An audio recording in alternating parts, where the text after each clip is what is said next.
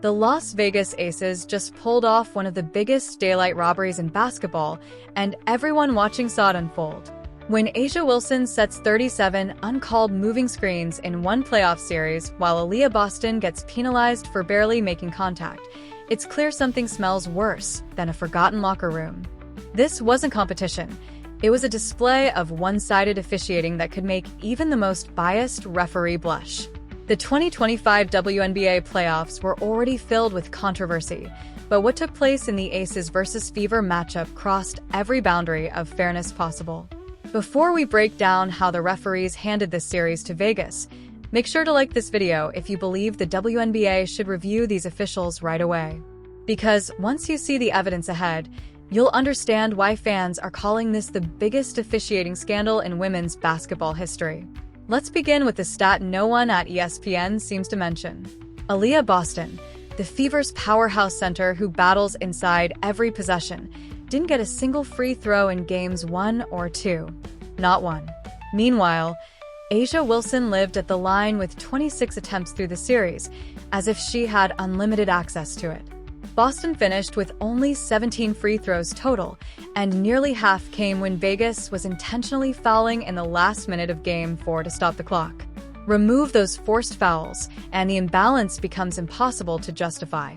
But even that wasn't the worst part. The moving screens Wilson repeatedly slipped by with would make any player in the league jealous.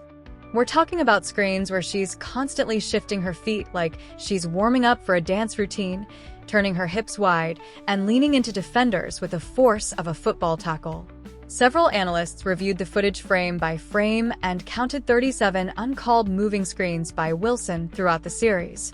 That's nearly 8 per game, breaking the rules right in front of the referees who acted completely unaware. What followed made even the most casual fans question the league's sense of fairness. In the third quarter of Game 5, as the Fever were starting to rally, Boston set a perfect screen at the top of the key, feet steady, posture upright, entirely legal in every way. Then the whistle blew. Offensive foul on Boston for a moving screen. The replay proved she hadn't budged at all. Even the commentators paused, unable to justify what they'd just seen. From that moment, Boston was forced to play cautiously, careful with every move, while Wilson continued to play aggressively without any penalty. The inconsistency became so extreme that Coach Christie's sides finally spoke out. In her post-game interview, she stated that Aaliyah Boston is the most unfairly officiated post player in the league and that there's an obvious double standard in how calls are made. When a coach is willing to risk a hefty fine just to tell the truth, it's clear the situation has reached its breaking point. Sides emphasized that if officials want to permit physical basketball, then it should apply equally to both teams. And if they plan to call holds or pushes, those calls must go both ways. But expecting fairness seemed impossible whenever A'ja Wilson was on the floor. That's where frustration boiled over for Fever supporters and anyone who values fair play. Wilson wasn't just benefiting from missed moving screens, she was making mistakes that would be called even in a youth game. One clip clearly shows her double dribbling on a spin move, touching the ball with both hands as if she'd forgotten the rules. In another instance, she took 3 full steps without dribbling, an obvious travel any junior referee would notice. Yet because it was A'ja Wilson, the league's marketed superstar, the referees stayed quiet. The free throw numbers make the problem even clearer when you look closer at how each player performed. Boston guarded Wilson on nearly every possession, taking contact, keeping her hands up, and defending cleanly without fouling, the reason she's considered one of the league's top defenders. Wilson, meanwhile, was often switched onto smaller Fever guards, avoiding those exhausting battles inside. Still, Boston finished the series with 19 fouls while Wilson had only 14.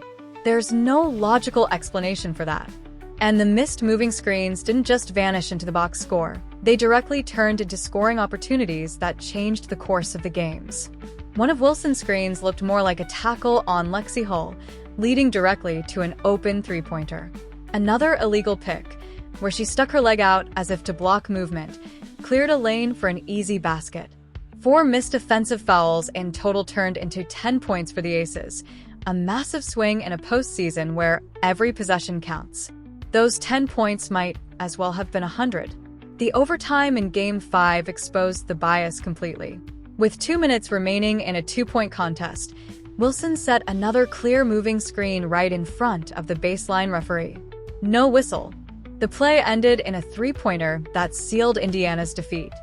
Fever players stood with their arms raised, almost pleading for an explanation. The response was silence, at least when it involved the league's most protected star. What made it even harder to ignore was the timing of these missed calls. Each time the Fever gained rhythm or built momentum, the questionable whistles appeared. Boston was penalized for minimal contact, while Hull was called for simply contesting space. Meanwhile, Wilson seemed to operate under her own set of rules, where everything was permitted as long as she wore the right jersey.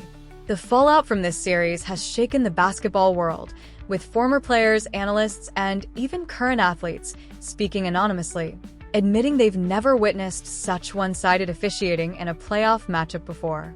The footage speaks for itself. When you rewatch these games without the emotions of live action, the favoritism becomes impossible to ignore. This wasn't simple inconsistency. It was selective officiating that seemed aimed at achieving a certain result. Lexi Hull's post-series remarks captured the frustration perfectly. She mentioned the constant elbows, off-ball shoves, and moving screens that went completely unchecked. Hull said she's faced tough, physical players throughout her career, but nothing compared to defending Wilson while officials appeared to grant her complete freedom. She recalled at least 15 plays where she absorbed enough contact for a foul, yet not a single whistle blew. That's not basketball, that's controlled imbalance. The statistical evidence reinforces the same story. Boston attempted 0 free throws across 2 games while serving as Indiana's main post scorer. Wilson, on the other hand, shot 26, compared to Boston's 17 total. There were 37 missed moving screens, 19 fouls on Boston versus 14 on Wilson, even though Wilson played more aggressively on both ends of the floor. These numbers don't just highlight errors. They expose a system that shielded one athlete while undermining fair play. And that's what should worry every WNBA fan heading into the 2025 season. If officiating can appear this unbalanced during the playoffs, what does that suggest about the credibility of the entire league? The Fever didn't fall short because they were outmatched, they were outcalled. They didn't lose because of poor play. They lost because every time they stepped onto the floor, it felt like 5 players against 8. The officiating wasn't just inconsistent, it actively worked against Indiana's chances of advancing. What makes it worse is how openly it unfolded. Everyone watching saw the illegal screens. Everyone noticed the double standards. Everyone witnessed Boston getting hammered inside the paint without a whistle, while Wilson earned trips to the line for the lightest contact. Yet the league acts as if nothing happened, treating it like any other playoff round with a few questionable calls. It wasn't. It was the theft of fair competition, and the ones who paid the price were the Indiana Fever and their supporters. What's even more alarming is the WNBA's complete silence afterward. No official statement addressing the officiating, no recognition of the concerns voiced by players and coaches, no sign of a commitment to review the footage and demand higher standards.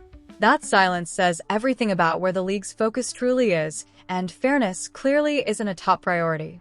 The 2025 season must become a defining moment for accountability in officiating. Fans deserve to see genuine competition, not outcomes that feel decided before tip-off. Players deserve the chance to win or lose based on performance, not on who the referees favor. The integrity of the sport requires more than what we saw in the Aces Fever matchup. This wasn't just one series or one star receiving leniency. It was a moment that exposed how much the league still has to fix. This is about the future of women's basketball and whether fans can still believe what they're watching is truly fair competition. When officiating becomes this biased and transparent, it risks tearing down everything the league has worked to build. The WNBA can't afford to lose its credibility, not when it's still earning respect and fighting for attention in an increasingly crowded sports world.